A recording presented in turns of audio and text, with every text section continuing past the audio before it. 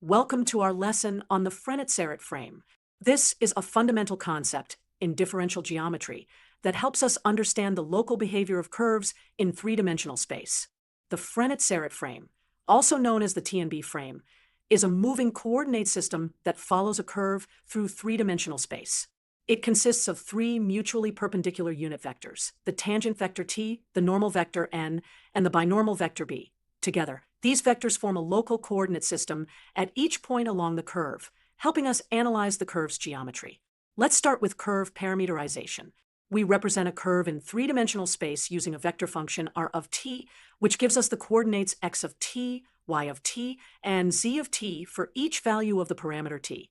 The tangent vector t is calculated by taking the derivative of r with respect to t, and then normalizing it to get a unit vector. Mathematically, t equals r prime of t divided by the magnitude of r prime of t. If the curve is parameterized by arc length s, then the magnitude of r prime of s equals 1, which simplifies our calculations. Next, let's understand the normal vector. The normal vector n points in the direction the curve is turning. It's perpendicular to the tangent vector and lies in the osculating plane. We calculate n by taking the derivative of t with respect to t, and then normalizing it.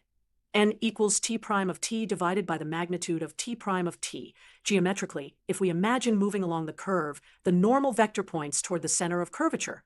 The third component of our frame is the binormal vector. The binormal vector b is perpendicular to both the tangent t and normal n vectors. It completes our right-handed coordinate system. We calculate b as the cross product of t and n. b equals t cross n. The binormal vector points in the direction the osculating plane is rotating as we move along the curve. Two important quantities that characterize a curve are curvature and torsion. Curvature, denoted by kappa, measures how quickly the curve is turning. Mathematically, it's the magnitude of the rate of change of the tangent vector with respect to arc length. For a curve parameterized by arc length s, kappa equals the magnitude of t prime of s. Torsion, denoted by tau, measures how much the curve twists out of the osculating plane. It's defined as negative b prime dot n.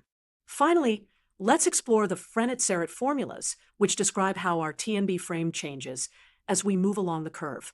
These differential equations relate the derivatives of t, n, and b to each other using curvature and torsion.